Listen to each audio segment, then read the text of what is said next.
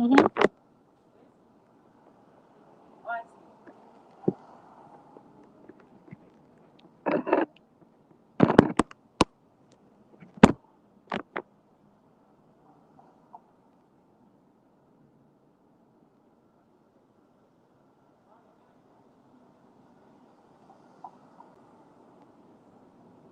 What is saying?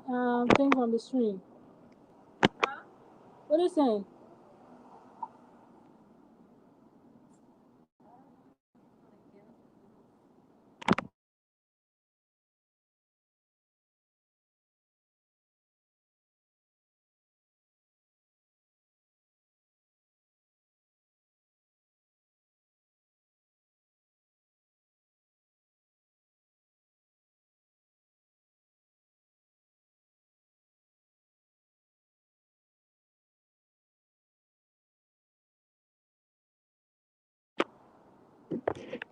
Good afternoon, good evening, everyone. Welcome back to my virtual interactive live. And today's virtual interactive live is going to be cancer awareness. And as you guys know, this is the month for cancer awareness. And I'm going to bring you the speaker of the day, Mrs. Jennifer Morgan Pettigrave. Come on in, guys. Come on in. I'm waiting till she signs in. All are welcome. Come on in, guys. Where's everyone at?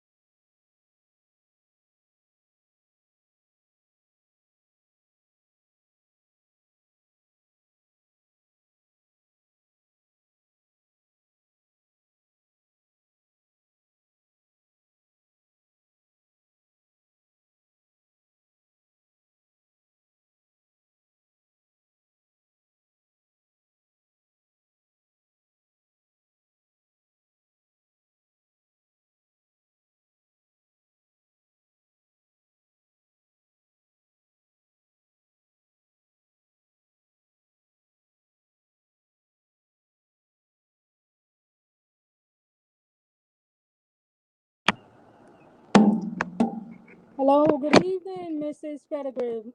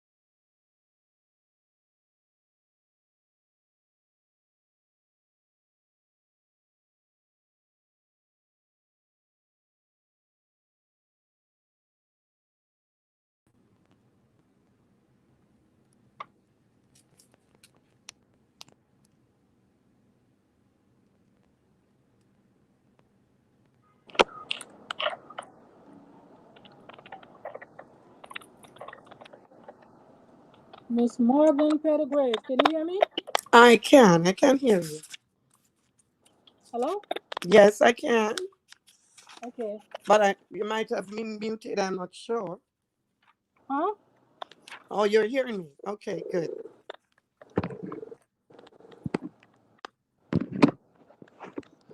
It says three people are in the live. Welcome to the three of the live. Good afternoon, Thais. How are you? How are you? Good afternoon, good evening, everyone. Welcome back to my virtual interactive live. Today's virtual interactive live is going to be cancer awareness. As you guys know, this is the month for cancer awareness, and I'm going to bring to you speaker of the day, Miss Jennifer Morgan Pettigrave. Come on in, guys. Come on in, Jennifer, Miss Pettigrave. Thank you. Thank You you. can, Thank you. Thank you so much. you're welcome. Ladies You're and welcome. gentlemen, I hope you're hearing me. Um, Pleasant good afternoon to everyone. It is a pleasure to be on the call this evening, and I want to thank the host for inviting me to speak on a topic that I am so very passionate about. I also want to commend her on the great job that she's doing to make a positive impact on the communities. I personally hope that from this call this evening, we will have more voices to go out there and share this information to others. Each one teach one. I also want to pause to reach out with love to any person anywhere in the US, in the world, who is going through a cancer diagnosis, newly diagnosed, or who have lost someone from this dreadful disease. We're here to support you and give you strength. Now, this evening, I just want to share my story with everyone and my experience and just chat with you guys about this big bad bully known as breast cancer. Too often we lose our loved ones, too many mothers, too many sisters, too many friends from this disease. And we usually lose them because not only some Um, people don't have the information, Mrs. Morgan. but Mrs. Morgan Pettigrave, we are not seeing you. We're just seeing a black screen. oh my goodness, what do I do? I'm sorry. Cam, Maybe you gotta put your camera are on. you see me now?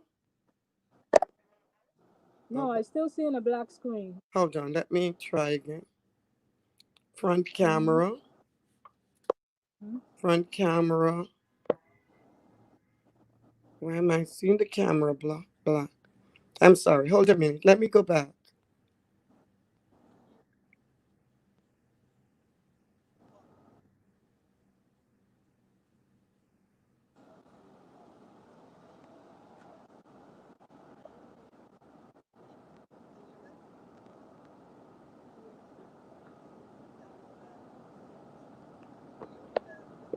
Bear with her, guys. Bear with her. She's trying to connect her camera properly.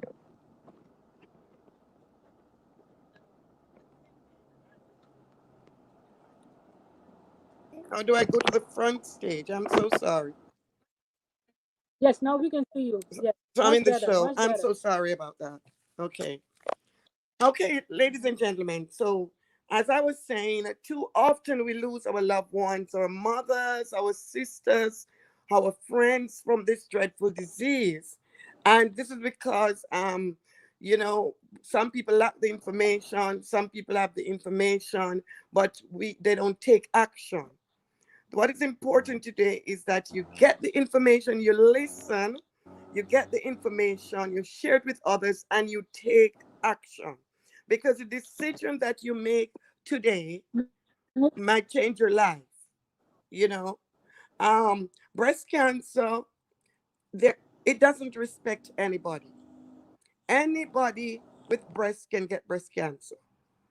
It is a leading cause of death among women and the second leading cause of death. Okay? And this is something that if you catch earlier, you know, it can improve your chances of survival. We need to make sure our priorities are right, which is our health. That should be our priority. Okay? And this is a month, Breast Cancer Awareness Month. It's a special month for me. And this is a month, I call it my second birth month because this is when I make sure I get all my tests done. And one of them is to check for breast cancer. So this evening, I'm going to share from my heart. I am not a doctor, but what I am, I'm a survivor. And I've been a patient navigator for many years with the American Cancer Society. So I have been up close with this disease, and I'll just share my experience with you all. About 24 years ago, I was diagnosed with breast cancer. I was just, 33 years old. There you have it. You all know my age now. I was just 33 years old. I had none of the usual um, symptoms that you're to expect. I did not have a palpable lump. I had no history of breast cancer, you know. But what happened is I knew my body and I knew that something was wrong. Something was going on that was abnormal. So the first thing is you have to get to know your body. You have to know your breast. So whenever there are changes, you can identify them. So I started feeling this a sensation, awareness in my breath, a discomfort in my back and under my arm. And what I did, I took action immediately. I went to my doctor. I was told I was too young for a mammogram, so my doctors would not do a mammogram. So what I did, I changed my doctors. So that's the second thing you need to do. Okay? You have to be your best doctor. I knew something was wrong, and I wanted to make sure that I was checked properly. My second doctor did all the checks. He did not find a palpable lump, but he decided to do a mammogram. Right? Prior to the mammogram, he told me that I should not worry because he did not feel any lump, but because I insist, he will get it checked out. After I insisted on, I did a mammogram and an ultrasound. At the end of the ultrasound, I was told to wait, and they repeated the ultrasound, and they saw something that they were not comfortable with. They did not see a lump. They saw something that they were not comfortable with. My doctor asked me to wait for 6 months and return. I insisted that he take the whatever was out and get it checked. I was not going to wait 6 months. This was my life. He did an operation. He took out the area. He tested the area, and it came back that it was cancer. Of course, my doctor was surprised. Everybody was surprised. I was very young. It was not expected, but it was breast cancer. But what happened is the breast cancer was under my nipple. So it was almost hidden from the doctors. It was under my nipple. So I am now faced at that age with a breast cancer diagnosis, and only people who have walked in that shoes can tell you how devastating that is. It is devastating for you, your family, and your close friends. So I do not want anybody within the reach of this call to go through that. If you can avoid going through that, you need to take action. Now, the decision is you have to make a decision whether you are going to do a lumpectomy or a mastectomy. I decided at that young age that I was not defined by my breast. I needed a mastectomy. As a matter of fact, I needed a mastectomy, both breasts gone. I don't want to be bothered with any breast cancer in my life because, as I said before, I'm not defined by my breast. However, we decided on doing a mastectomy, and I went online and I started my own research and started to file my documents. I wanted to know about my margins.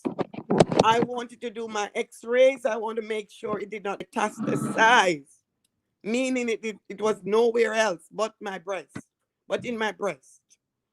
So I became my best doctor.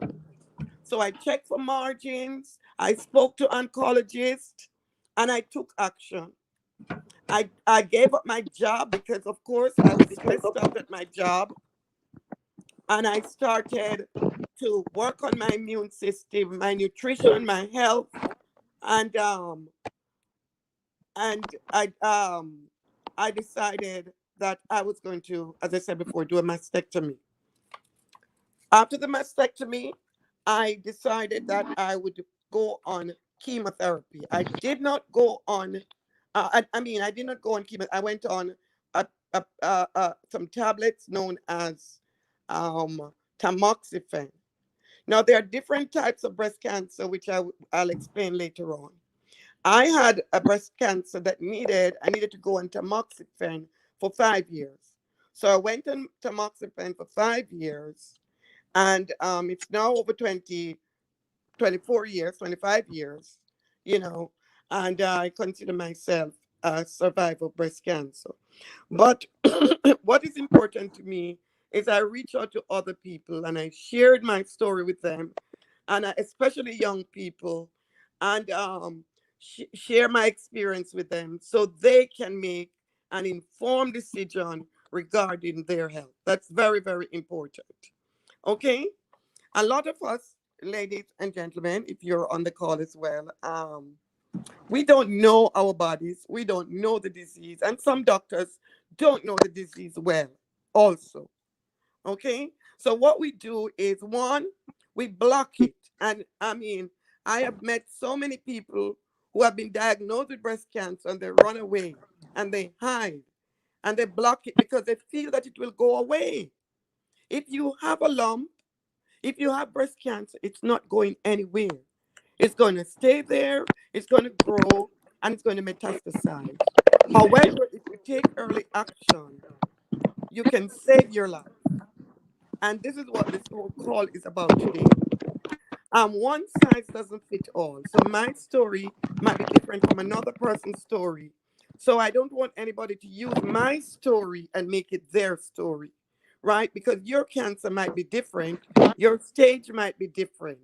Okay? So you have to work with your doctors to make sure that you're getting the proper treatment for your cancer, whatever your diagnosis is. But the first thing we want to do is prevention. We want to prevent. Okay? We have to understand that taking care of your breast is very important. So you have to learn breast self-examination.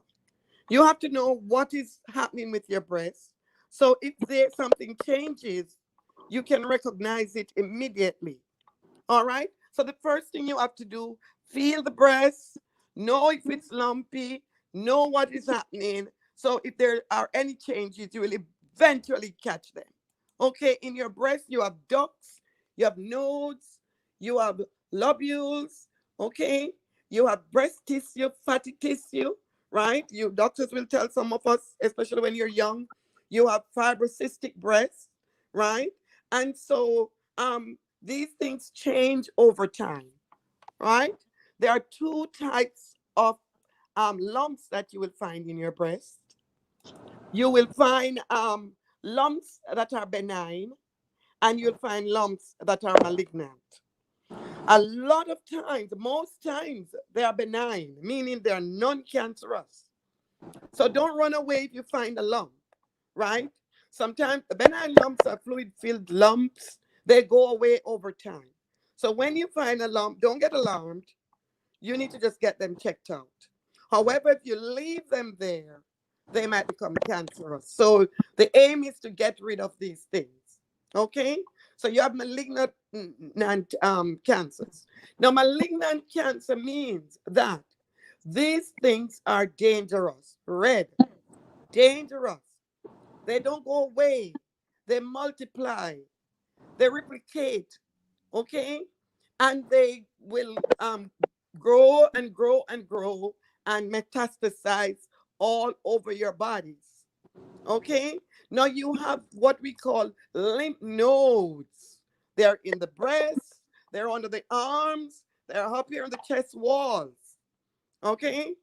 Right? You need to make sure that when you are checking your breast, right, you're checking those areas to see if there are cancers outside of the breast.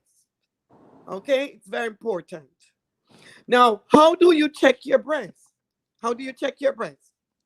I always tell people you can check it in the shower, you can check it standing up, you can check it laying down. Okay? In the shower is very easy because your hands are soapy.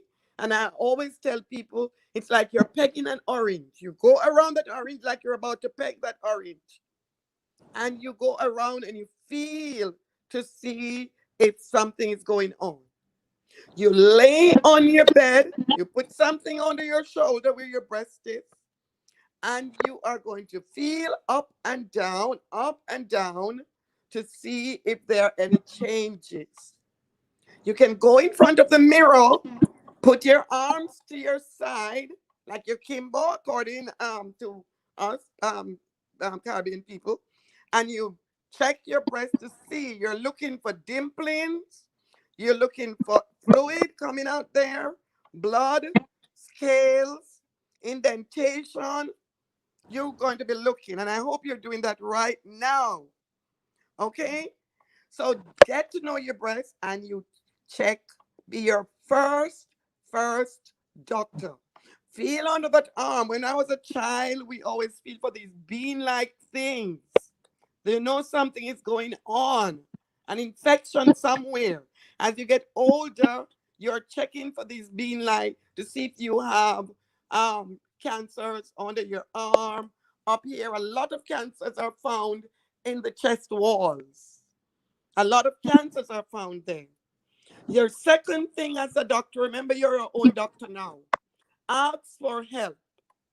Go to your doctor, and you can do that once a year when you do your medical, and ask the doctor to do a breast self-examination. So if you go for a headache, ask the doctor to do a breast self-examination for you because they're experts and they will check to make sure you are okay.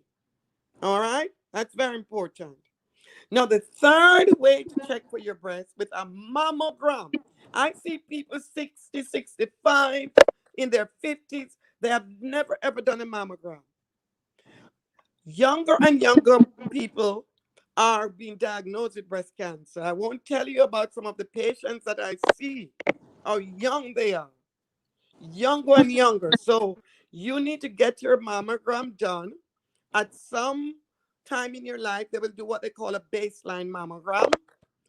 Listen, before you buy that dress for that party or that shoes for your birthday, your best birthday present is a mammogram because you want to be here to wear that dress and that shoes. If not, somebody else will wear it. So get your mammogram done. If you have not done that, the best gift to yourself this month of October, not next month, not December, because you may forget. You may forget or get caught up because we are all too busy to take care of ourselves. We are all too busy sending our kids to university, building that house, traveling around the world to take care of ourselves. So we need to change that mentality, change that thinking, because when mama is healthy, when papa is healthy, when my sister is healthy, she can take care of the kids and the rest of the family. Okay? So I want you to do that. So get your mammograms done so that the doctors will check for you whether or not you are safe. Okay? Now, breast cancer forms, as I said before, in the tissue of the breast and it spread through the lymphatic systems. That is why when you get a cancer diagnosis, the doctor is going to take out some of your lymph nodes to make sure cancer did not spread to the lymph node, or it has not invaded your body, where we say it metastasized. Now, when you find cancer early, 99% of the time, you will be okay if you take action. But if you wait longer, then it gets less and less, less and less, less and less. Okay? All right. Cancers are graded when they're found. They are graded from a stage 0 to 3. Okay? And I mean, if it metastasizes, it is a 4. Metastasize means it's in the liver, the lungs, it's all over your body. Okay. It's stage 3 and sometimes stage 2. It usually could be in your lymphatics, in your lymph nodes, and usually stage 0 and stage 1, some stage 1, they are in your breast. And it is stage based on the size of the cancer and whether or not it's in the lymph node or it has metastasized. So they look for all of those things to stage. That means early detection is very, very important. Okay, because afterwards you cannot do anything much about it. Now you have invasive cancer, breast cancer, and non-invasive breast cancer. Okay. Now non-invasive, as I said, it's precancerous. It's still in the original position, but it will eventually develop into invasive breast cancer if you don't take action. Invasive is cancerous, it's malignant, it's bad, it's bad, bad, bad. It can spread, it metastasizes. That's the danger time. Okay? You don't want to take action. You want to take action. You have 3 types of breast cancers. You have the breast cancers in the ducts, you have it in the ducts, in the milk ducts. They call it ductile carcinoma. And those are usually invasive carcinoma or non-invasive carcinoma, sorry. Then you have lobular. Those are in the lobules, okay? And they're invasive or non-invasive. But you have another one, which is known as inflammatory breast cancer. And that one, it's usually the breast swell and red and scaly. And I mean, so if you see that and you don't have a lump, run to the doctor because you have that breast cancer and it's usually invasive. All right? That's the lobular. Okay. Now, as I said before, how do you the inflammatory breast cancer quickly, about 1 to 3% have the inflammatory breast cancer. And as I said before, a lot of people mistake it for for a breast disease. They would tell you that I have an infection in my breast. Usually it's a breast cancer. Okay? All right. Most breast cancer, right? A lot of breast cancers are invasive, infiltrating lobular breast cancer. As I said before, it grows through the walls of the lobules in the breast and it spread like wildfire. Okay? So you need to just know, and you don't need to get caught up with that. This is just for some quick information, right? You don't need to get caught up with that. Now you have risk factors. Who can get breast cancer? People come to me, see me sometimes and said, Mrs. Petgrave, I am too old or I'm too young, so I don't bother doing a mammogram, right? I'm a man. I don't need to check for breast cancer. I I have children. A lot of people, these things, a lot of us believe that if we have a lot of children, or if you have a child that suck on your breast, you're not going to get breast cancer. No, those are fads. Don't listen to people. You need to take your health in your own hand. There are some risk factors that you can control, some you cannot control, and that is why you need to get checked. Breast, your gender, your age, genetic risk factors, your family history, if you have a personal history, your race, your breast tissue, if it's very dense or fibrocystic breast, if you have a history of benign cancers, if you see your menstrual period early, some people say late, some say too very early, and if you have had a lot of radiation, they could be, but not necessarily. breast cancer. One in every 150 men or women get breast cancer. When you are caressing your husband, touching your husband, or you tell them to also check if they feel a lump, they are to check. We're losing men also. We're losing fathers because of breast cancers. We cannot afford that anymore. One in 8 women. So if none of you are friends, one is going to get breast cancer. As you get older, it gets over 80% of people 50 years or older is going to get breast cancer. You please. Okay? Now, one of the big thing is, what do I do when I'm diagnosed? What do I do? Of course, ultimately the decision is yours. The decision is yours, but listen, make the best decision. You have a window of opportunity, and when that window is closed, it's problems. I have seen many people come to me that I've worked with in the hospitals. They allow the window to close because of the decisions that they take. All right. A lot of people, they listen to my pastor said I mustn't do this. I am not going to take chemotherapy because this person did not take the chemotherapy and they're doing okay. I'm not doing a lumpectomy because of ABC. Everybody's story is different. This person may not do chemotherapy because they had a stage 0 or a stage 1. You have a stage 3 or a stage 4, but you didn't hear part of the story. So you have to make sure you get the full story why a person made the decision that they made. A lot of people love to go to all over the world to get herbal treatment and whatever. That is your story. If you feel comfortable in that, fine.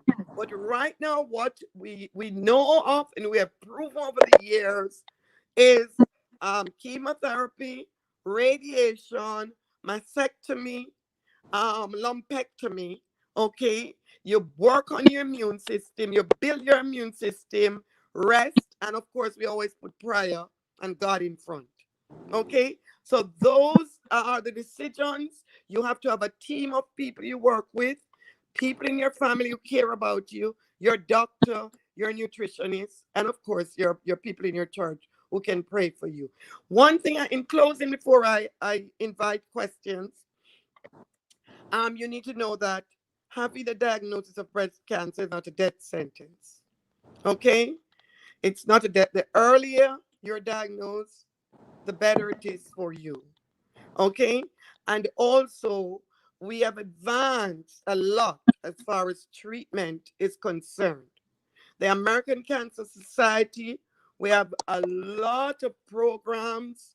I mean, you can navigate through to support you. There are people who have had this, your cancer, your age, your race. They will match you up with people. There are patient navigators who can support you. The hospitals, your doctors can work with you. All right? Just reach out and talk to somebody. Don't allow a cancer diagnosis and the decisions you take, you know, um, turn out badly for you. All right? You have a lot of voices and a lot of hands that can reach out and support you. I am going to break at this time and I am going to turn over to the moderator. I just want everybody to know that I'll be part of the team that supports my community in the US and beyond. Thank you for having me, um, Madam Host. Thank You're, you. you're welcome. We have two questions. Um, Mrs. Pettigrave, Yes, I can hear you. Mrs. Love asks, what is breast cancer disease and what causes breast cancer? Okay. Um, Breast cancer is a disease that it has no name on it. I like to say to people, it's abnormal. It's cells that it's like you have a child and the child go bad. It's cells that go bad, that go rogue, abnormal. They becomes abnormal and uncontrollable, right? So they keep repeat, dividing, replicating, right? And it will eventually lead to the formation of a tumor. So that is why So you take care of yourself. So when something go bad, right, you basically take care of it from earlier. It's going to stay there and it's going to become cancerous and it's going to metastasize. And this can happen to anybody.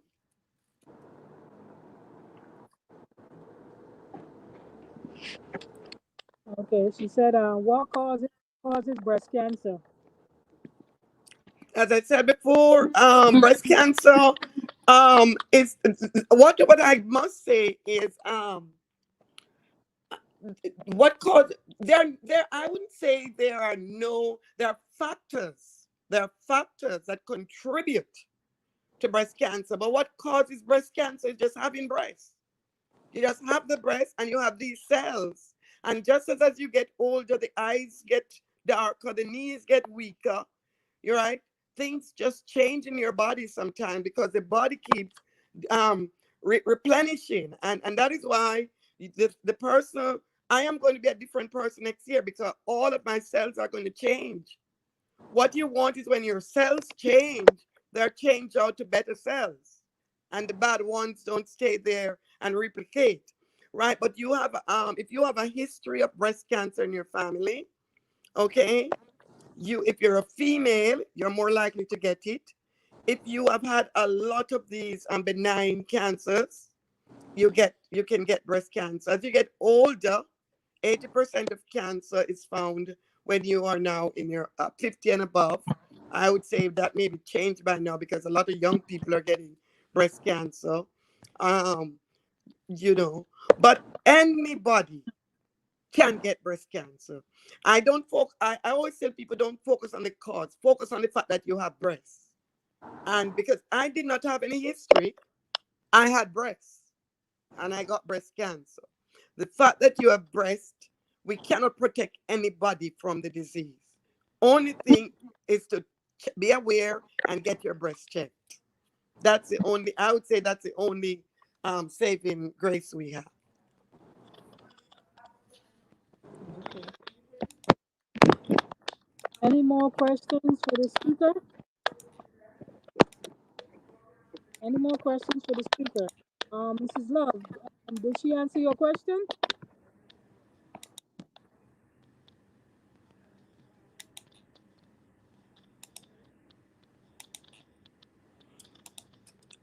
So some of the risk factors we can actually control, and but some we just cannot control that. If you have had a history, especially your mothers, your sisters, you need to be checking your breasts even more often than if you do not have a history. And if your breast is dense tissues, if you have a breast that is also very huge, you want to make sure that you're checking your breast properly. And that is why I always recommend you get the doctors to help you to check your breast. It's very important. Okay. Mrs. Pettigrew, we still can't see you, but there's another question. I'm so sorry. I don't know why. Yeah, go ahead. What can we do? Mrs. Love said, what can we do to prevent breast cancer when you are over 50? I've always said to people, um, if you focus on prevention, you're gonna listen to the wrong message. The best form of prevention is, because there are a lot of stories about don't wear a wire bra, don't use this deodorant, and there's so many tales and stories. To be your best, I always say to people, to prevent breast cancer is not to have it. To be your best doctor and get your breast checked. Checks for me is the prevention, because even though there are factors that contribute to breast cancer, if you have none of those factors, you can still get breast cancer. So I don't like to give out the message and people, because some people, they hold on to a message and they say, "Oh, I was told that if you are young, you don't get it." Or no, the best form of preventing breast cancer is doing your breast checks and doctor checks and mammogram. Those are, for me, are the preventative measures. It doesn't matter The fact that you have gender, your gender, or you are older, or you are, those are things you need to know. But regardless, you can still get breast cancer, and we cannot take chances with our health. So I would say the best way to fight it is to get your breast checks and examinations done and your mammograms done. Thank you.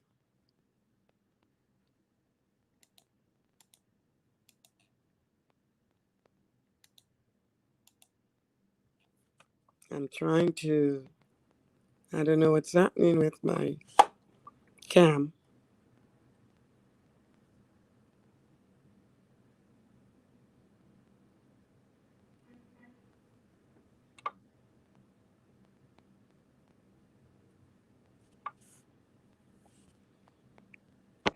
Any more questions for the speaker?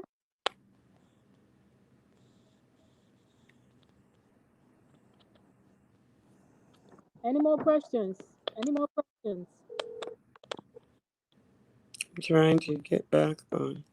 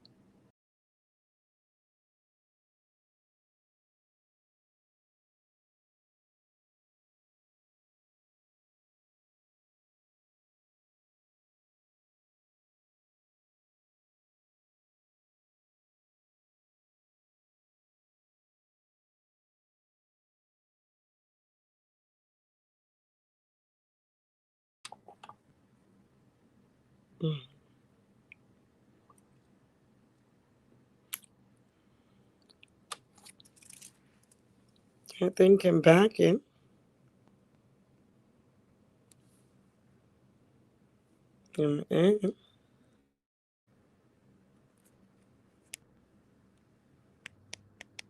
I'm not hearing anything.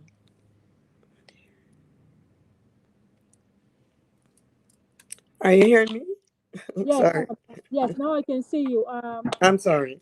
Miss Lorraine Palmer asks, where can you get more information? Okay, you can go to the American Cancer Society. It's cancer.org, acs.org, and you can reach out, I'm sure, through the show to me for information. Um, there are a lot of resources at the American Cancer Society website that we can support you with. And I'm here. I'm available anytime to support anyone on the any one of my fellow sisters and brothers with this disease. Okay, so do you have an email address so that they can all Oh reach out? yes, it is think and live well, think and live well at gmail.com. Think and live well at gmail.com. Okay, Mrs. Pettigrew, read out her email address. She said, think and live well at gmail.com, right? Yes. Yes. Think and live well at gmail.com. That's her email address that you can reach out to her and get more information and more insight on that cancer awareness. But madam, I would just want to quickly say something. Ladies and gentlemen, we cannot afford to lose any other member of our family because they did not take actions. Right? I am seeing them people losing people daily from our communities just because they did not do what they're supposed to do to check for this disease. This month usually is a month where we go out there and we do the marches and the walks for breast. So this is a breast cancer awareness month. Okay.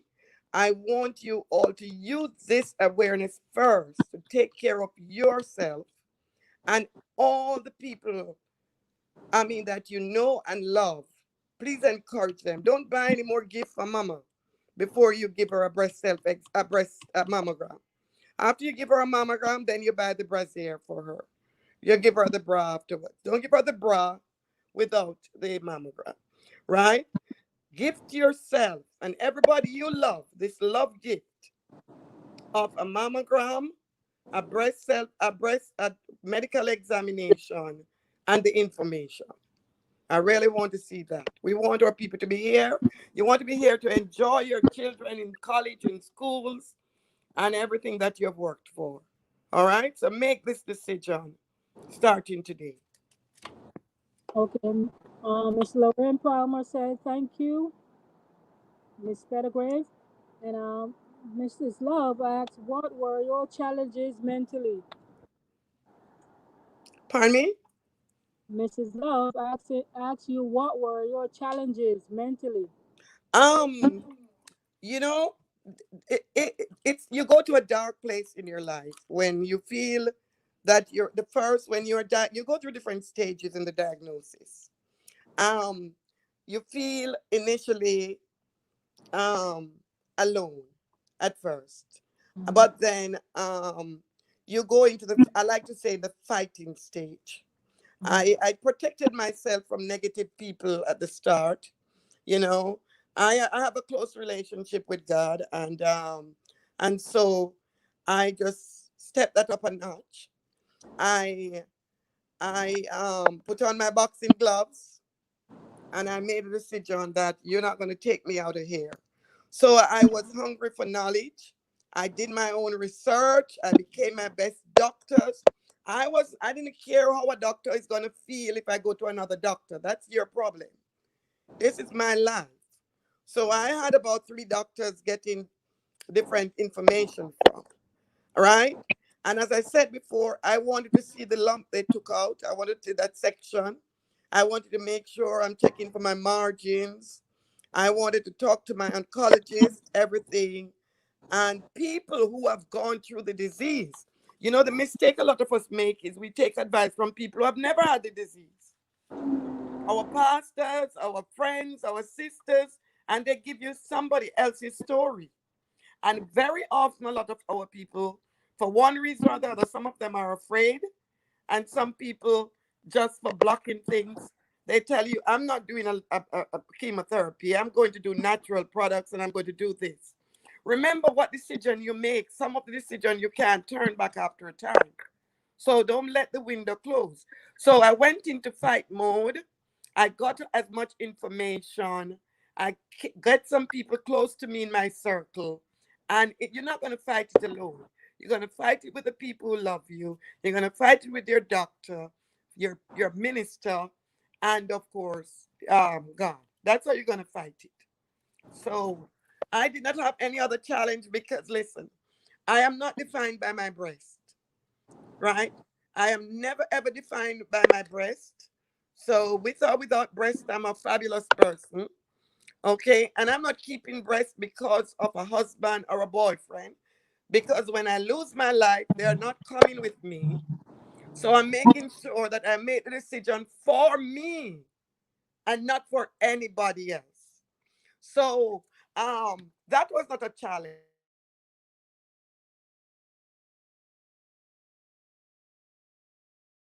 Reconstruction that everybody's doing breast reconstruction, even people without breast cancer. So it's nothing to worry about at this time. Nothing to worry about.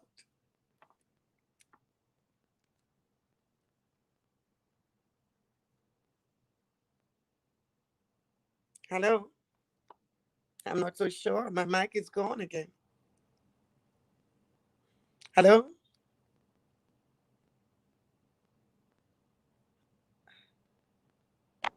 I'm sorry. Oh, the mark went again. I'm sorry. Yes, I'm here. Right. Um, Mrs. Love said, what were some of the favorite things that helped you during your battle. Okay, I have a background. I have a background in nutrition, and I, you know, God. I like to start with God.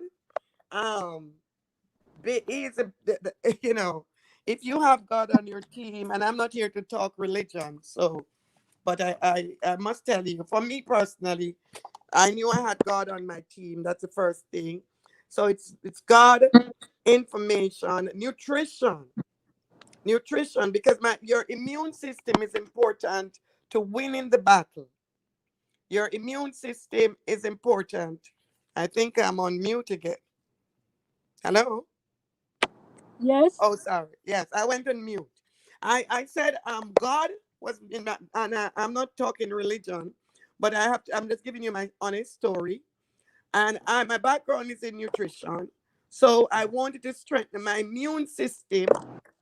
I wanted to strengthen. I like to tell my friends, I went on a cleansing, meaning I clean out negative people, negative energy, negative food, everything that I know is not going to be good for my health and my state of mind, right?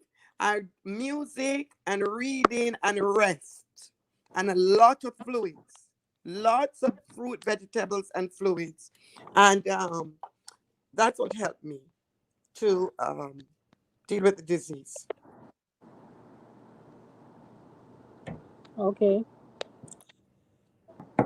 Miss Love, did she answer your question? Any more questions? Okay, she. Okay, Miss Love asked you, how long did it take you to heal and feel like yourself again? Um, the thing about when you do like a mastectomy, and it's not an operation that keeps you down for long. I healed. I guess the surgeon also. You need to have a good surgeon. Well, most surgeons, I'm sure, can do a good job. But I rested. I would say 2 weeks. But I went back on the road out. I would say in about 5 days. I was back in my car, and I was moving around in 5 days. You're out of the hospital usually. I was out of the hospital in 3 days. I was up and about in 5 days. And in 2 weeks, I would say I was ready to face the world. But I needed to be quiet and be still for about 2 weeks before I go out there to deal with the noise and the crowd. I think the emotional health takes a little longer. Yeah, it takes a little longer. So it depends on the people you surround yourself with and what you're listening to and what you're reading. You know, you need to surround yourself, as I said before, with people who are positive and who will support you, and you will be okay.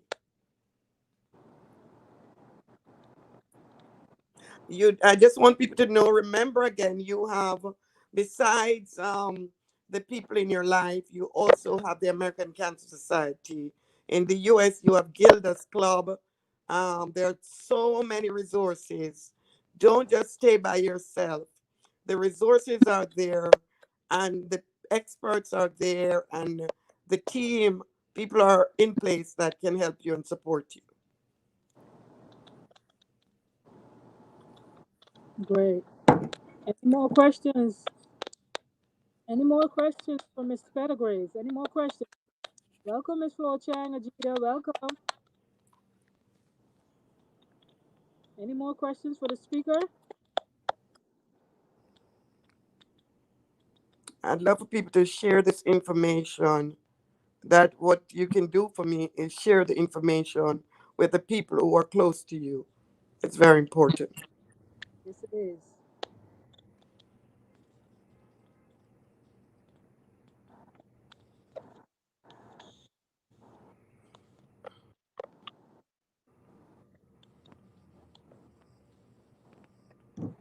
Can you talk, Mrs. Pettigrews, can you talk a little more about the nutrition factor?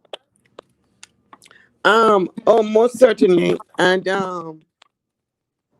most certainly, what is critical or key um, to fight breast cancer is your diet and your nutrition. It's very important. It is not the only thing you need to do. I I am a certified holistic health counselor also, but I hate when people send people just to herbs and things like that, because I personally think it's irresponsible, because you're making a decision on somebody's life, and the disease is not something to be taken lightly. And just telling people one size doesn't fit all, or it's a fight. Having breast cancer, you are fighting, and you need to do the right thing. So, along with the doctor and your treatment, your immune system, your diet, your nutrition is very important. You need to make sure you have balanced nutrition. I like to tell my people cleansing. Cleansing is very important. You know, um, you want to rid the body of toxin, and just like you shower, you need to cleanse. You know, I also like to tell people try to eat low fat food, lots of green. I always tell people look at your body like a garden. What did you put in your garden? You need your garden to flourish, so you're going to do water it, sunlight.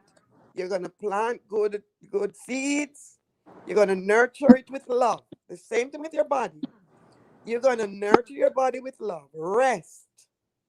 Rest is very important. That's how the cells are going to replenish, rejuvenate,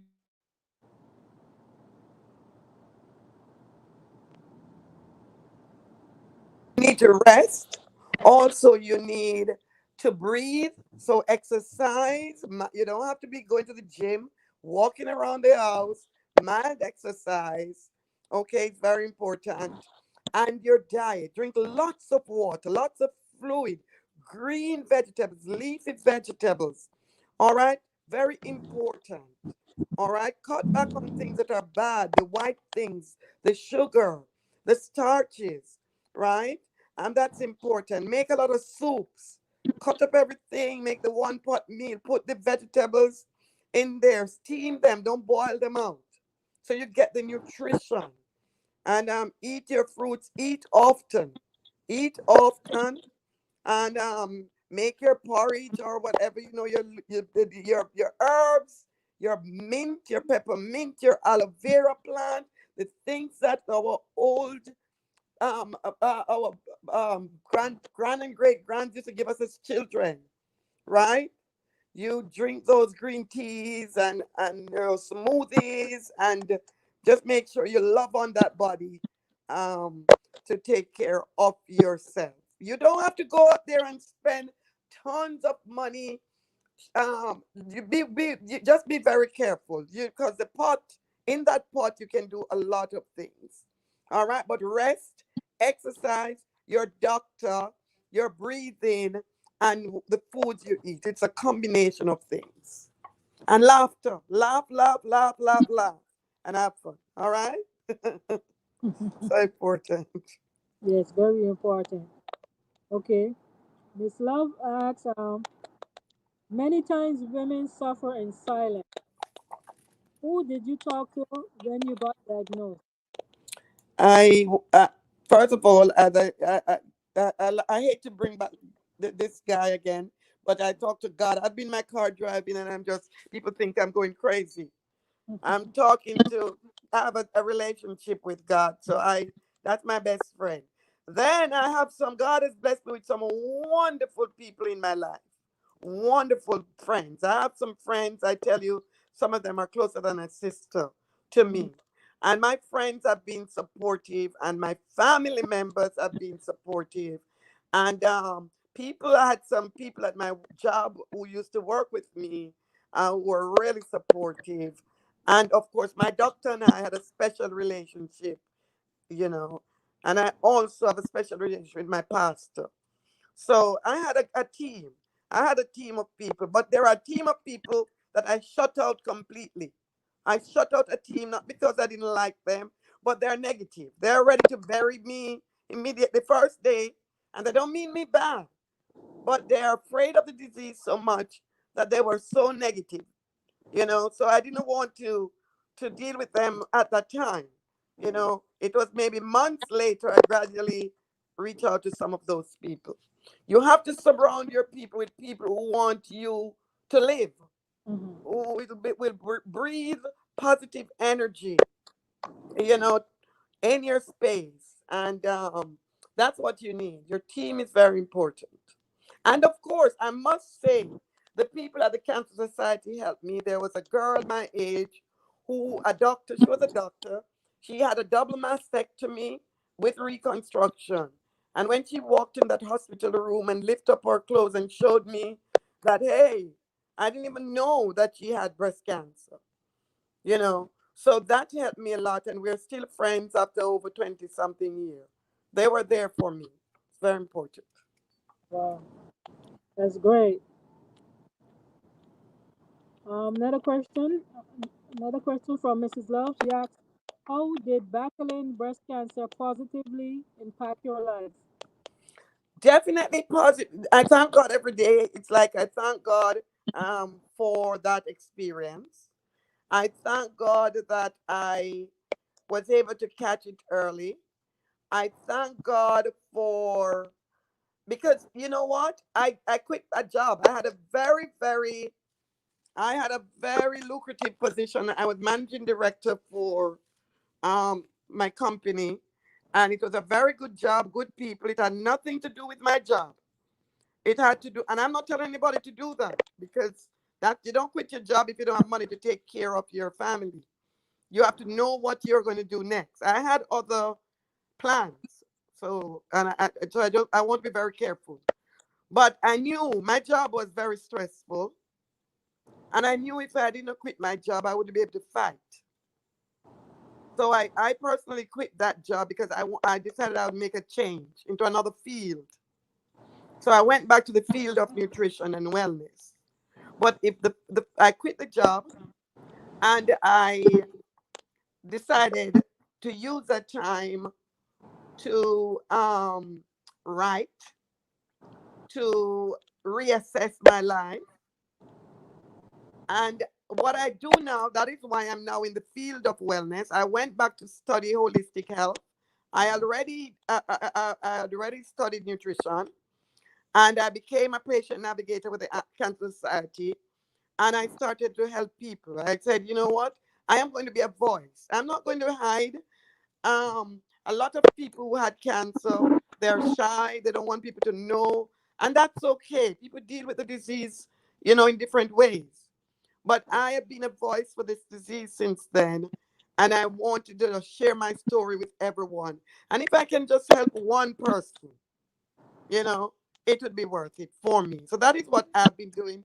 I've been on this mission to help as many people as I can to learn about the disease, cope with the disease, you know, and connect them with all the different programs that can help them to fight the disease. That's what I've been doing. Okay. Miss Love, did you hear that? Any more questions? Any more questions? Mrs. Pettigrave, still you're still showing dark on your screen. Pardon me? I see you're still showing dark on your screen. Oh, let me try again. Yeah. Keep up. Welcome. Uh, Meg. let me go Hello, back. hello. Oh, hello. Let me Hi. go back in. How are Let me you? see if I can get back in again. Okay. You're Okay. in there, but your screen is dark. Yeah, your screen is dark. How you doing? I'm doing great. I love your Hello. color. I love Hi. your colors bright. Hi, Miss Thais. Miss Thais, I wanted to know. Sandy, Miss Thais is a trained counselor. I wanted to know. Hey, Sandy girl, how you doing, sis? Mwah. Um, so Mr. He said I asked a question, how emotionally, mentally, how it affected you because my son's Al, one of Al's classmate, young girl. As you said, age really does a factor into this. very Mm. young, and she just decided to remove both of her breasts, and Right. she froze her eggs before she did that, though. That was good. But the doctors had said in her case there was an urgency for her to proceed with treatment, but she delayed it so that she could remove the eggs. Yes. So, I mean, emotionally, like, she had very dark days. And Miss Thais, maybe you can Miss Thais join the panel as well, Sandy, to Sure. say how does one feel when one goes through, just to give advice to people who are going through emotionally dark days, you know, like as you Yes. said before, Sandy, you went there, but God and with family and everybody on your side, and you came out quicker than some people have. You're right. So that's a good, very good question. That is why people need to know. Knowledge is key. People Yes. need to know the resources that they have. Because I don't want people to go out there and listen. Everybody have an idea and suggestion. What I hate though is when you try to make your ideas facts. Right, right, Because right, a lot of people give people advice and they have never had the disease. And you people end up, right, I've seen that over the years I've worked with cancer patients. They take the decision or the information from the wrong voice. They make a bad decision, and then sometimes when you meet them, it's too late to turn back the right. decision. Hmm. So it's an emotional roller coaster when you have cancer. And the people that are in the lives of cancer, people with a diagnosis, need to be there to support them because it's really hard. It's like you feel you get a death sentence. And lucky for me, I think I matured very early because I mean I was a mother and a managing director, so I had to mature very early. So when I was diagnosed with breast cancer, I just gotten engaged to a fantastic man. And I said immediately, I said to myself, oh my God, there goes my husband. Because he didn't plan to, he didn't meet me with breast cancer. So Right, I canceled, I called him and I said, I'm breaking off the engagement because it's not fair to you to deal with this. And right, God bless him, he's no longer with us. But he said, you know what? I now want to marry you even more. And he pushed the wedding date forward. And that's it. The people in your life, if they're not supporting you when you have a cancer diagnosis, you need to just open your eyes. Okay? That's very important. Another thing is, um, I reached out to Cancer Society. I want to know what they had available. I reached out to them. I'm a document person. So I get a copy of all my medical reports. I took them to other doctors to look them over. I called Cancer Society. They have tons of resources and they will connect you with the people. And wherever you are, even if you're in Jamaica, the Cancer Society will connect you with people who have already gone through the diagnosis. And what then sometimes they match you with someone your age, your race, the same diagnosis and the same stage. So you will see the path that they took towards beating disease. You need to see that. All right. You have to reach out to people. If your church, hopefully you have a church that is that because your church group should be able to give you support. Preferably start with your pastor. Yeah. What I would advise, and I will tell that to the pastor myself. Don't take breast cancer advice from your pastor unless he has had breast cancer. Take spiritual advice and support from your pastor. Be your best doctor because, I mean, they mean you well. But I don't want a pastor tell me not to do chemo or not to do this because you're not living with cancer, pastor. And the only thing pastor is going to do is preach over my body. right? I'm the one who's going to lose that battle. Mm. So you need support from your pastor. You need prayer from your pastor. You need breast cancer advice from your doctors, the Cancer Society, and people who have had cancer and have successfully dealt with it. So know whose voice you listen to for the What? various message. So the, the younger people especially, they need a lot of love and support, patience. People who are patient with them, they hopefully they have the teachers that can work with them and can counsel them. But if all things fail, reach out to the Cancer Society, and they will put you in a loving surrounding that will take care of you and help you. Mm.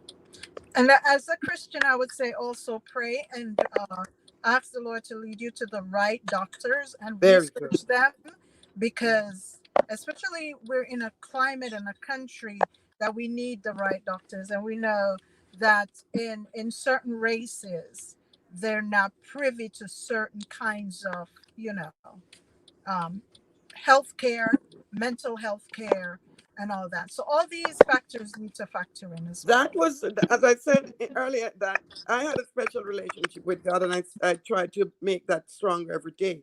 So that helped me a lot. But that helped me personally a lot. But so it's a team of people. It's a team Yes. that is going to help you, and you must select. It's like you're going to play football or cricket, or select the right people for your team. I'm not going to select you if I know you're going to be weak. I'm going to lose. So select the right people, your nutritionists, the sisters that are more positive, the friends that are more positive, the people, your doctor, your church community, people who are more positive. That's going to help you to be Right. successful. And I'd like to say again, it's not a death sentence, regardless No. of what people tell you. The No. treatment, they have advanced so much with treatment, regardless of the stage. We don't promise, we don't make promises, but we can tell you that people have been living with cancer at all stages. Some have been beaten cancer, some living with it and doing okay. So don't feel like it's a death sentence. Don't run away with it. Don't feel a lump and hide, because the lump is not going to go anywhere. It's going to get bigger. You don't want to wait too long to deal with it. There might be somebody listening to this program this evening who feels a lump and is afraid to go to the doctor. If you don't go to the doctor, that lump is going to stay there. It's going to grow. It's going to grow. And when you do go to doctor, it's going to be too late. Mm. So I want you to just take this message and make sure you get checked and do the right thing. Right. And I like what you said before, that if you do find a lump, to always check, because it doesn't necessarily mean that it's cancerous. Right, It doesn't right. necessarily mean that it's cancer. But if it Definitely. is, it's good to know. And I remember my sister-in-law went through something where she got tested, and it's really God that allowed the pathologist to find it, because it was within a cross section of the tissue, and it was Mhm. so tiny Yes. that, had the person who took out the sample that decided, what, let me cut it a little differently. That's all. So it's good when you have the Lord on your side, because He'll then even lead the doctors that are dealing with you, the pathologists, the people who are doing their jobs, to really check. And because that person checked, they realized she had an aggressive form of cancer. But it was Yes. so tiny when they found it that they were able to treat her. And today she is alive and well and living well and And free. yes, and I just want to say this quickly.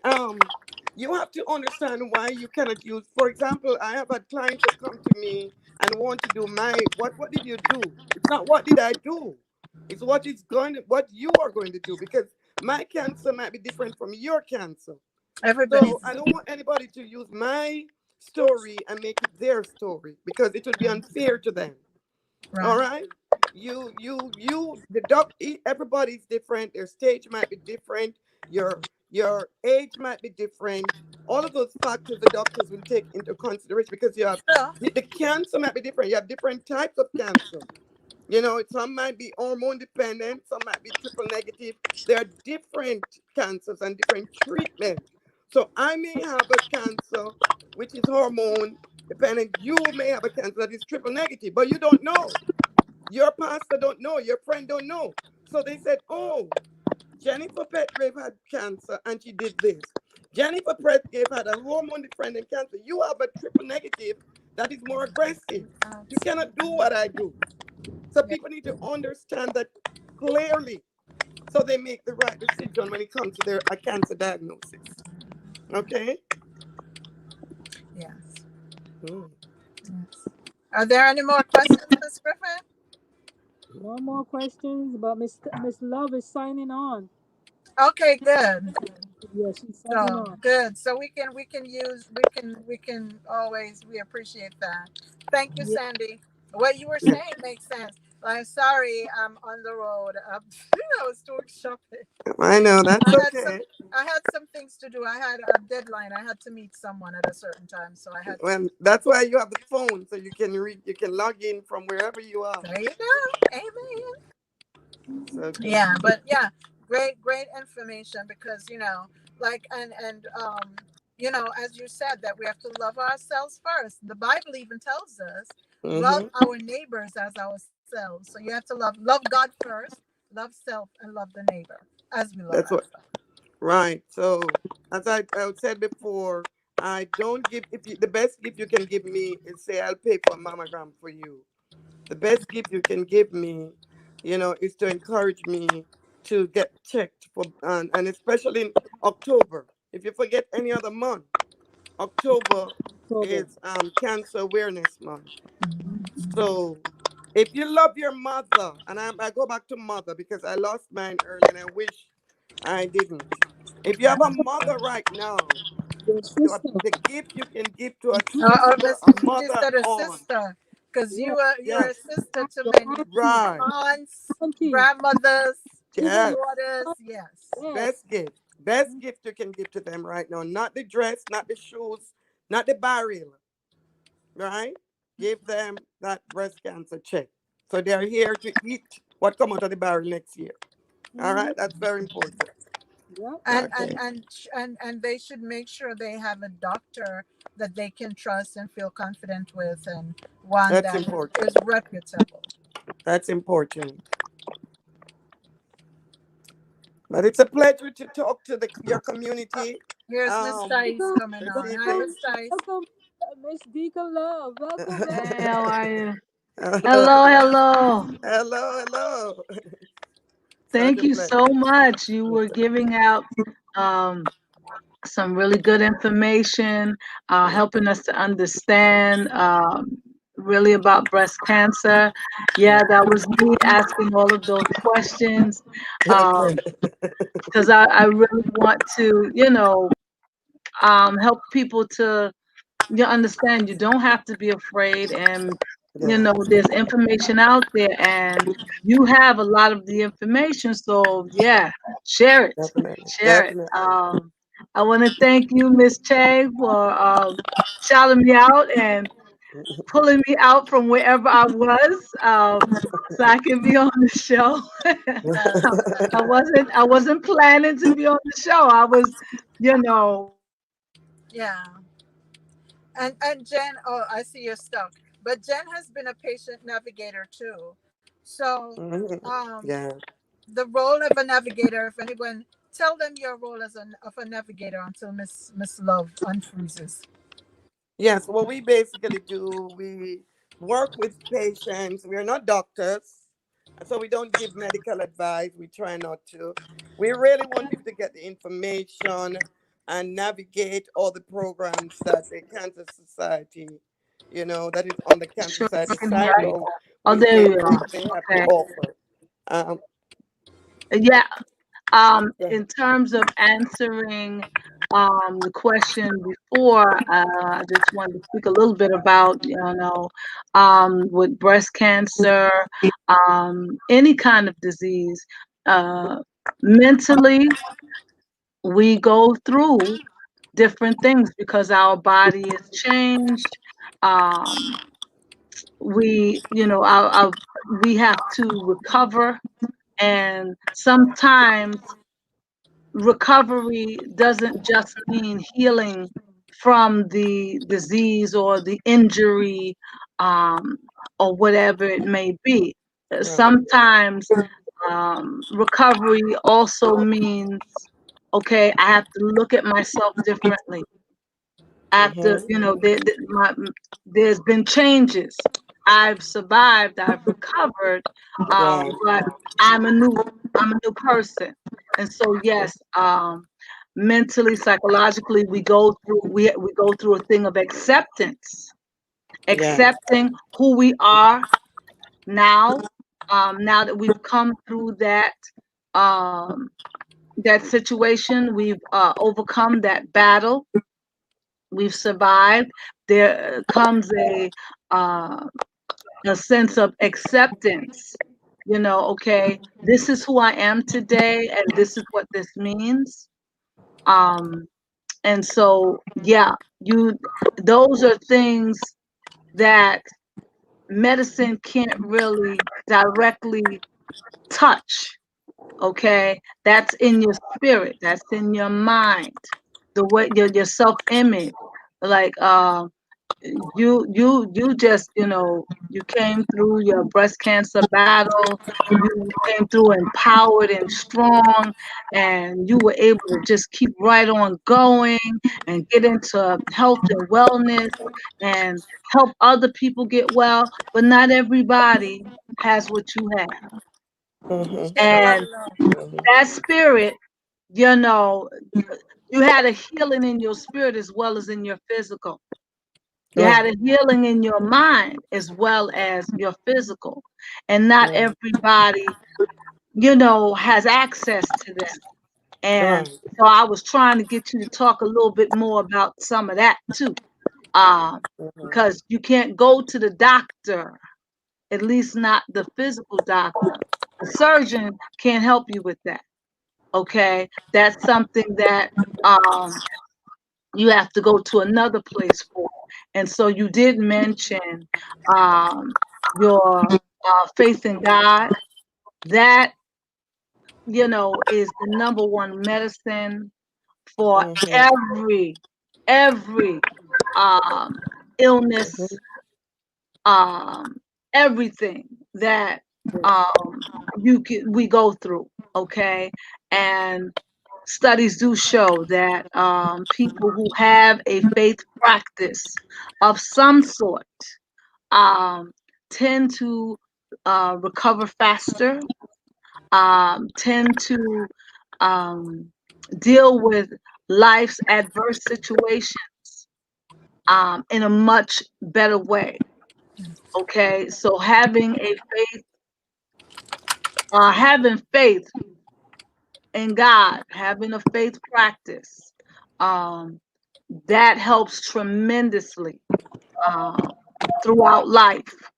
Um, that kind of safeguards you also. You might go through different things, like there is a level of depression that happens with not only breast cancer but any kind of um, injury or disease or malfunction in your body anywhere. You do react. Your body does react. Your mind and your spirit does react upon hearing the news that something is not right, um, or not working the way it used to or the way you knew it to work.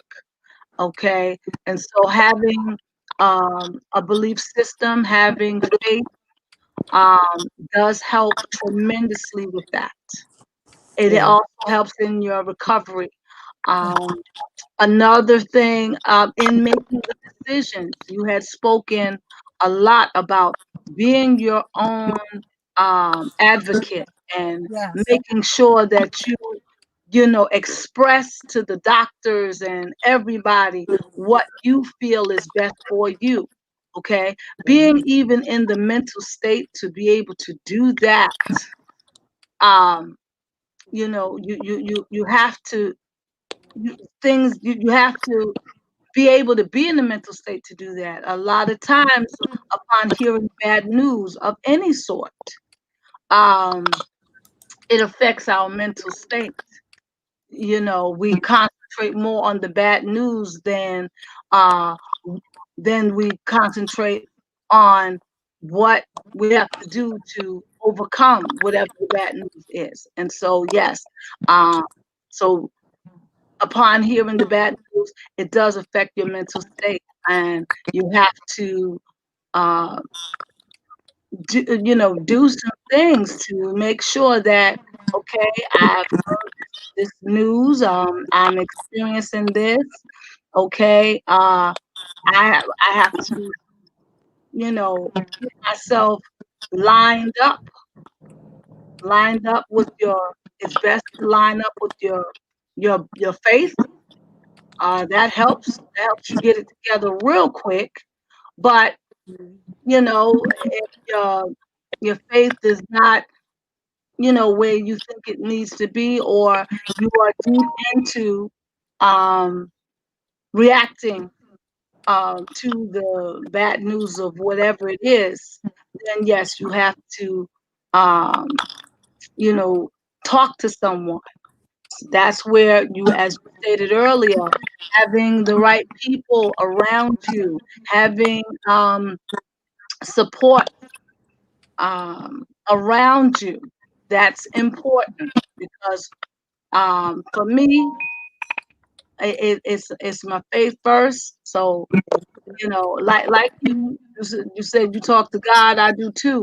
Okay, but sometimes we might be in a situation where we're not able to talk to God. But if you have some people in your corner that understand, okay, this what we need to do. That helps out tremendously.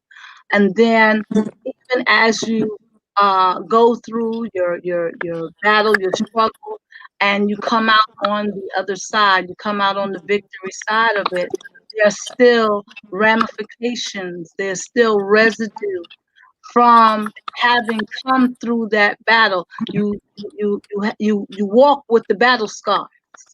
Okay, you have those battle scars on the inside, body, and as well as on the outside. Okay, you have those battle scars still in your mind. You might have some battle scars still in your spirit. Okay, those need to get healed as well. Okay, um, yeah, you wanted to say something. Yeah, I wanted to ask Sandy a question. Okay. Right. Yeah. um, Jen, question. I mean, Mhm. for you, for her, she had a lot of love, right, and a lot of support. And I love something you said, Jen, that you not just cleansed your mind, you cleansed out your toxic friends, and you cleansed your body, which is essential Mhm. in the process. What I wanted to ask was, did you get counseling of any kind? Like, when you initially first, did you, Sandy? I did not, but I consider counseling because I have a good relation. Well, I'm not in Jamaica again, but I had at that time a great relationship with my pastor, so I would consider it support as counseling, but not to go to like an outside person Okay. for counseling. But my pastor was very close to me. Okay. I mean, some kind of, like you said, if you're getting counseling from your pastor, and if the person doesn't have a church or they're not have faith, then they're gonna need that, because it is Yeah, essential. Because even when I was ill, when I was in the hospital, when I was in rehab, there were yeah, people who it took longer to recover from certain illnesses because their minds weren't Right. like, they were in a state of depression, and that didn't help. They weren't in a state of hopefulness, you know and doctors have said that that does make a difference too, in the rate of recovery. That is so true. That is so true. Just even being able to be in a positive mindset helps tremendously with your recovery from anything. So even if you don't have a pastor, or you may not have a organized faith practice, but if you can have hope, and see the bright side, or look for the silver lining in that cloud, that that little mustard seed of faith right there, because it takes faith to have hope, helps you tremendously in your recovery from anything. Yeah. It helps you in life. So yes, that's well said, um, Mrs. Chang. Thank you for sharing that. Yeah. Are there any questions out there? I don't see any question. More questions. Okay. So can you think of anything else that needs to be addressed? Where's Jennifer? Jan, where are you? Anything else you think that can be addressed for somewhat, just in case, because um recently I saw an interview with a gentleman that he developed breast cancer. I don't know too much about that. I mean, I don't, but that is something that they said they've seen a rise in. And we have to remember that environmentally, what's happening also contributes. There are certain areas in, even within this country, that they call like Cancer Alley, and that people within those communities develop various forms of cancers. So, environmentally, that also plays a part. We just really have to have faith, take care of our bodies, as Jen had said before. Um, Build up our immune system. That is very important. The immune system. And it's amazing that a lot of doctors don't even recommend vitamin D and vitamin C. We do need the sun and those vitamins to help. I remember reading how this doctor used a combination of vitamins, as Jennifer said, different therapies for different cancers and different diseases.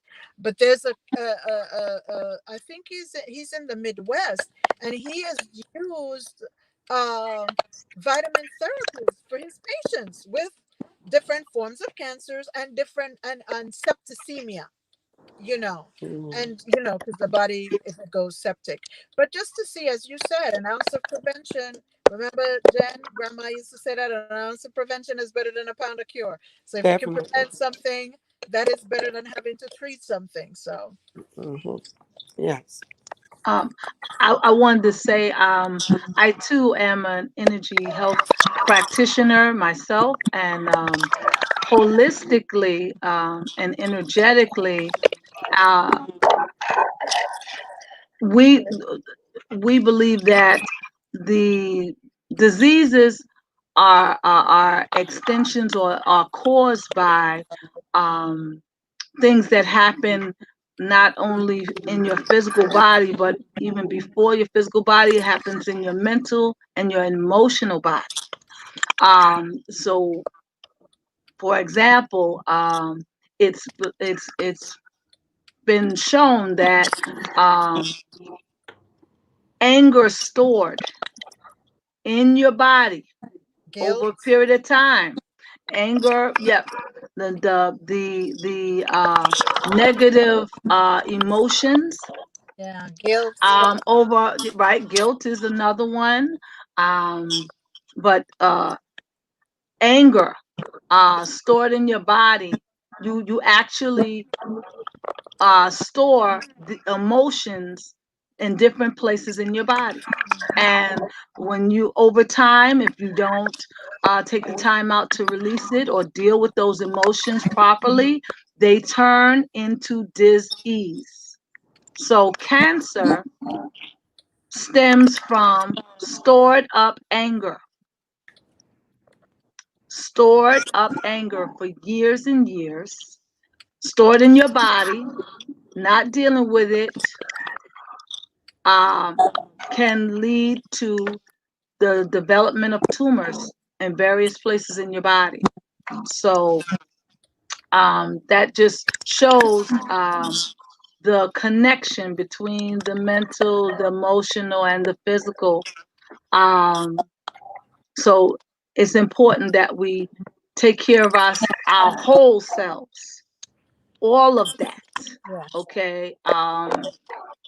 And that way we can prevent and offset and even heal from these various diseases that would show up in our bodies physically.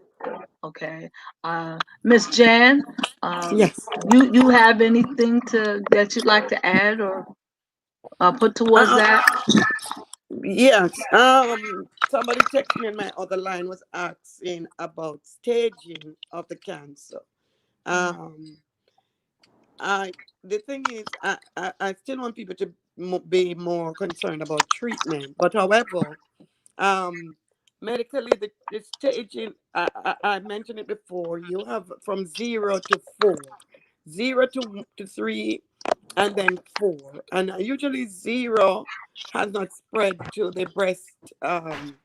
It has not spread to the breast tissue, and it's non-invasive, right? And usually 99 to 100%, you can, you know, be successful with that. Stage 1, it's usually about less than 2 centimeters, usually.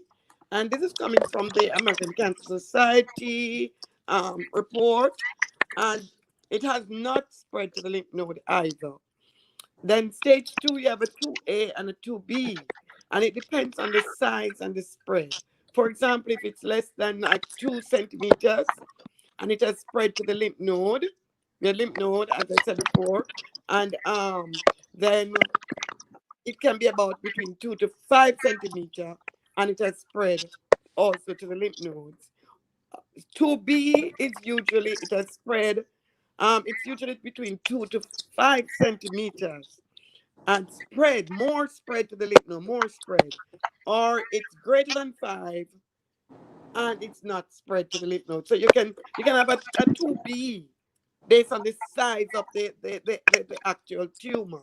Now, stage 3 is usually it has usually spread it starts forming like clumps, right? It's usually about it can be less than 5, but it spread to the lymph node, but it starts forming like clumps.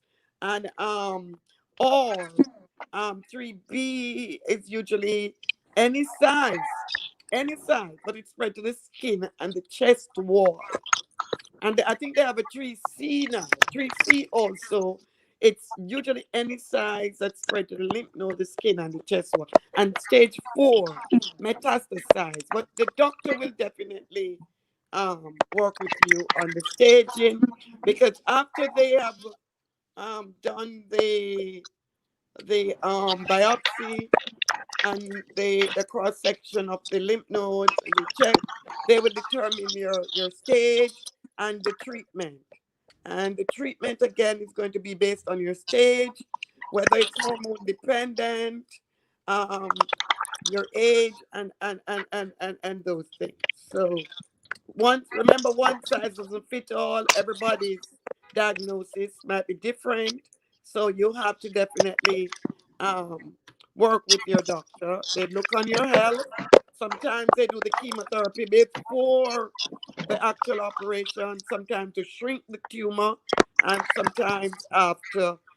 Don't worry, the treatment is just dependent on your doctor, their preference, and what is best for you. you know. So the focus right now is prevention. Then after you prevent, and if you are diagnosed, you look at the best treatment for your particular diagnosis. That's what's important. Thanks. Yeah. Um, I I have a question. You had Yeah. stated earlier that I think you said it was a large percentage of women over age 50 um, start to experience breast cancer. Is there anything perhaps holistically that can be done to prevent that? You You had know, given a I statistic. I try I try not to um in on when I go out to give presentations to speak about the holistic treatment, because a lot what I find with the patients when I talk to them, they want to hold on to the easiest way to deal with the disease, and this disease is no joke. So I'd rather like speak one on what I do know though. What I do I can speak on. I can speak on it's always important to get the best nutrition and the best immune support. Build anything that can build your immune system safely and nourish your body in a balanced way. It's going to make you better able to fight any disease, especially cancer. What I don't want to do, as much as I have all of those qualifications in holistic healthcare, as a cancer survivor, I try not to tell people, take this product, take that product. I'm more focused on their actual medical diagnosis and treatment, then followed by, hey, give your body the best food and the best nutrition. But I always go back to my mother's kitchen and my grandmother's kitchen. The safe things they have used as a child. We all know the garlic, the ginger, your green vegetables, your leafy vegetables. You can't go wrong with those things. You go wrong with those things. But I have seen too many cases, and I've dealt with these people because as a navigator and as based on my job, that listened to something and said I did not do chemo because this person tell me to do raw foods, or this person tell me to take this. And we have to be very careful because it's a terrible disease, and we really want our people to really get all the treatment. No one thing is not going to be a miracle for no breast cancer. No one thing is not going to be, and I've turned away people from my practice with money. I don't want your money. I want you to be well. And so the key is work with your team of doctors and your nutritionists and the herbs that you know are safe, you know, that you have proven to be safe. Then I would say you cannot go wrong with that. You can't go wrong with that. Oh, I see. So because you had mentioned earlier that you are holistic nutritionist. So Yes. that's the only reason why I had asked that question. I wanted you Yeah, to that's a good question. Definitely. highlight that. I, Yeah. I think it's a good question, and I see a lot of patient people one on one. But personally, as somebody who've gone through cancer, I will not work with them if they have not yet gone through the medical aspect. Because when people are diagnosed, they're confused, they're scared, they want a quick fix, they are running away sometimes from the treatment. And so anything that they can hold on to make them take the easier way, which usually turns out to be the harder way, they're going to grab up that. So when I see a client in my practice, I usually say to them, let's see what the doctor is saying. What have you done so far? And if they have not dealt with the doctor, they have not done their treatment, they have not done their whatever, you know, I can support them as far as a patient navigator, but as far as treating them with products holistically, I won't touch them until they have worked with the doctors and done what, because I want to save their life. And the nutrition comes, the immune support comes throughout your treatment. Your diet and nutrition comes throughout your treatment, but other holistic products to keep you um, ensure that you immune system is there, whatever. you have to do the first part first, and then we support you along the way. Um, but that's a good question, an excellent question. Okay, thank you, thank you. Yeah. So you're not into integral medicine. I do that. That's what I do, and I'm certified. But when you have had cancer, you know, your outlook is different. And also, even though I've done it, believe me, I am more into helping people. It might sound stupid. I don't enjoy money if I didn't give you the best, if I didn't give you so your outlook is best. And as I said before, I'm not a doctor. I'm trained for certain things. We have the doctors who are trained for certain things. We have the pastor who are trained. It's a team of people that support each other to make sure a patient gets the best outcome possible. And that is why I don't. I know there are a lot of holistic doctors and people who there are certain things they don't support, like they don't support chemotherapy, they don't this, they don't do that. um but I work with the doctors. You have to. My take on cancer is, what do we have now that we have proven the best thing for your cancer, especially if you have a late stage cancer? Because I know for a fact when a patient makes the wrong decision and choose unwisely, they cannot go back and fix it. So it's so important that when you come, the first thing you do is to get rid of the cancer. And whether you're going to do cut it out, burn it out, whatever, then after you've done that, then I can work with you to build your immune system with nutrition and herbs. I, Okay? I understand. And that's it. And based on the records and the reports, based on the data that we have, what I've seen and heard, and the experience, people who choose a certain way, they always have a problem later on. So we have to be careful of the choices, how they choose. It's like putting the cart before the horse sometimes, but ultimately the choice is the patient. We give Right. them the information and they choose.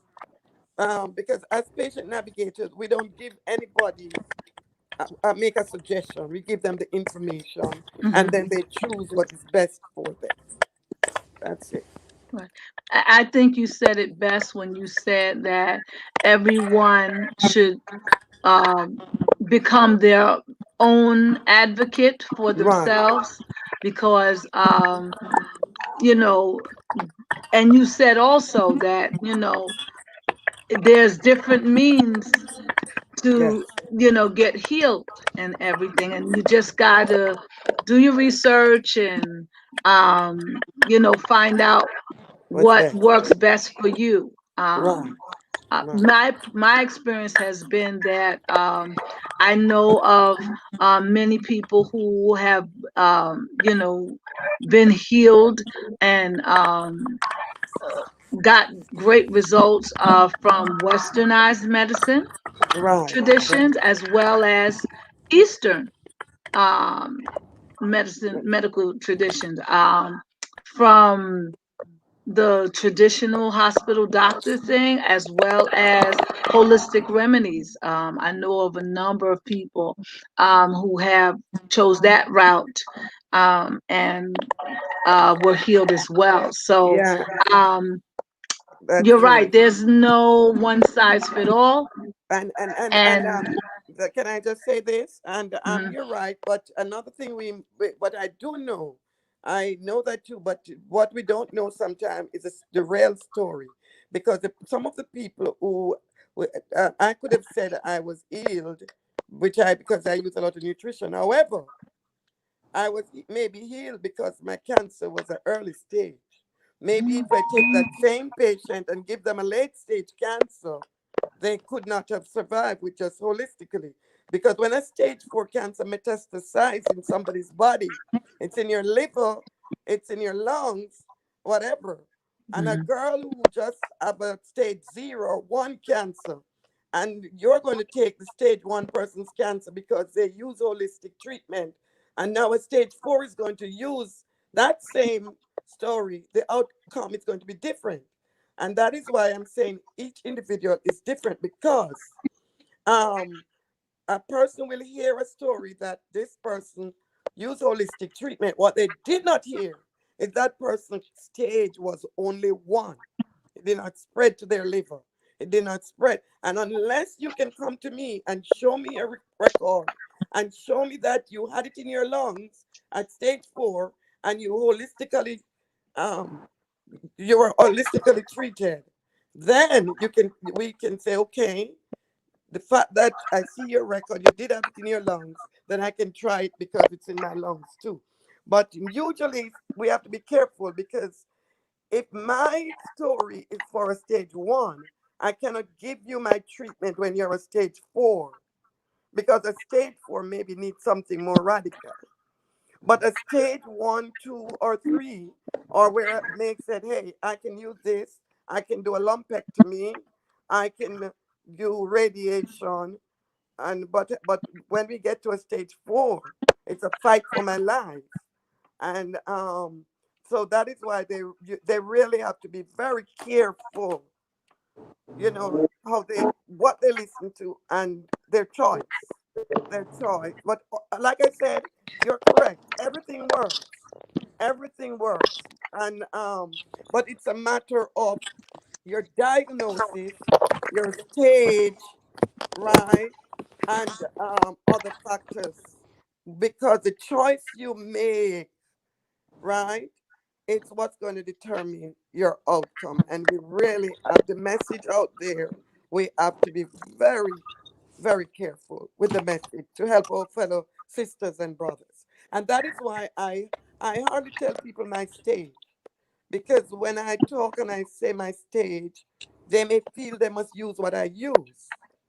But no, I'm going to be irresponsible, because what I use may not work for you, because I'm a lady, I had this of a certain age, I had this type of cancer and this stage of cancer.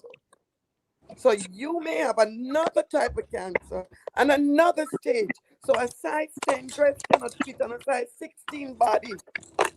We have to understand that. And when we are working with our sisters and brothers, because this is don't play. This disease don't play, and we want people to get a good outcome when they're diagnosed. We really want that. Right. Thank you. Yeah. Thank you so much for sharing Hmm. and letting us know about breast cancer and the best ways to deal with it. Um, and just thank you for answering the questions and giving us what your experience has been. Thank you It, so much for sharing. it was a pleasure. It's my honor, and feel free to shout at me. I'll be more than happy to support your broadcast. You're doing a good job. Keep up the good work. It's great. Thank Yes, Amen. Thanks so much. Mm. yes. Thanks, What's Miss Griffith. Thank you. Thanks, Bye Miss bye. Thais. Okay, Thanks, bye you. everybody. Bye Ken. everybody. Okie Bye. dokie. Okay, thanks to everyone in the chat. Thanks to Miss Thais Love. Thanks to Flo Peter. Thanks to Miss Pettigrave. She's gone. Yes, I thank her. So yes. thanks to everyone for all your comments and your feedback. And most of all, thanks Okay. to Mrs. Love and Miss Flo Gita, China Gita. Hope you guys come back. Hey, Miss In the Flo. comments. See you guys on Sunday for spiritual bullying. Yes. Yeah, spiritual bullying. See you guys on Sunday. Good Enjoy, afternoon. All enjoy the right. remainder of your evening and have All a right. blessed Have a blessed day. weekend. All right, bye All everyone. right. All right. And I'll Friday. see you tomorrow, Miss Chang. Yes. All right. Thank Thanks so much, Miss Griffith. Thank you, everybody. Thanks, everyone. Bye Have a good bye. bye.